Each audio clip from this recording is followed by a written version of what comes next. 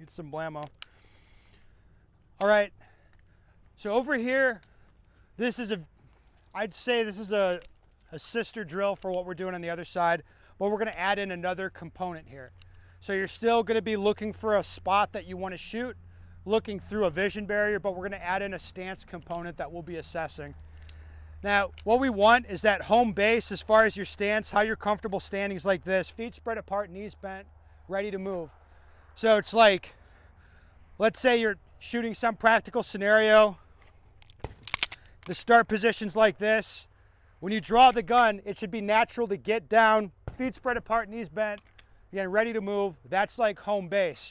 And I'm shooting like into a position, I want to spread myself out, like as a habit, without having to think about it. How much training is that going to take? All of it, yeah. So we're going to add in that element here. The way it'll work, I'm going to start on this yellow cone. We split the range into 3 zones with the red cones. I'll start here, feet spread apart, knees bent. I'm going to start and stop on the target stand with the yellow cone, shoot that one from here, and I'm going to shoot it again at the end. I'm going to move opposite this vision barrier, and I'll finish over here. These other 2 targets, I'll shoot as and when they're available. Do you think these are fair game to shoot while we move a little bit? Yeah, and one thing I'd like is that you dissociate what your legs are doing from what your upper body, like the shooting mechanics, is doing. And what I mean by that is, if I look at a target and the sight indicates shoot, I'm going to shoot. If I'm off balance and uncomfortable like this for whatever reason, sight tells me shoot, I shoot.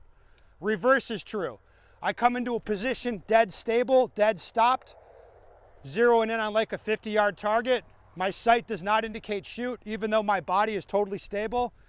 Don't shoot. Like visually driven for shooting always, right? And then again, I'm just doing the best I can to get into that stance. Does that make sense to everybody? Yeah. And this is hard, but this is what people had struggle with. I'll make a couple examples for you.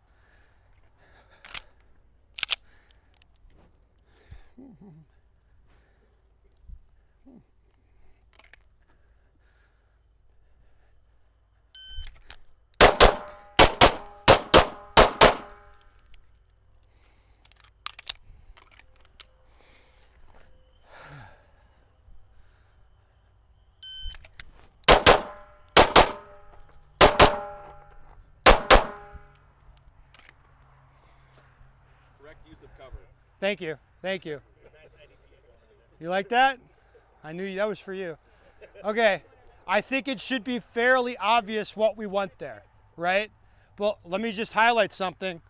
It is very natural for people, especially untrained people. If you're coming over here and like, I want to shoot all of these targets and I can see them all from here, typically people see the first one, they're like, oh, I want to shoot that, and they just stop everything. Now they're stopped and they're like, oh, they shoot it. They're like, oh shit, do that. The unnatural thing you have to do here is like you're engaging a target. In this case, it'd be Joel. So let's say, I'm sorry, Joel.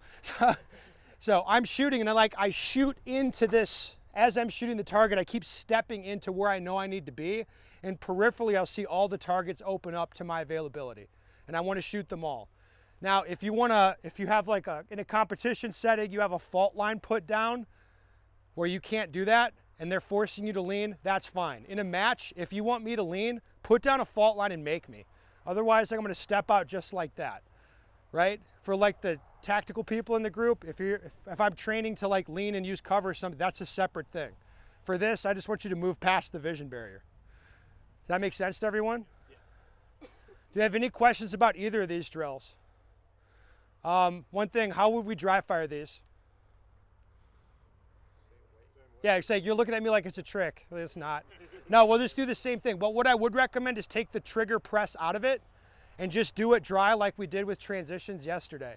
And you see like all the movement in the gun, you know that's coming from your body mechanics and not this. So you're just kind of separating those things. Make sense?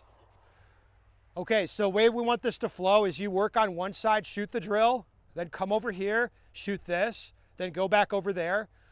We just want you to rotate individually, not in big groups. Just come over, shoot, paste it, leave, go over there, and we'll rotate around. We'll probably have this set for, what do you think, Joe, like 90 minutes? like you'll have 90 minutes, just like work around, shoot a bunch, you know, and get some feedback, and then we'll change the setup. Cool? All right, let's get to it.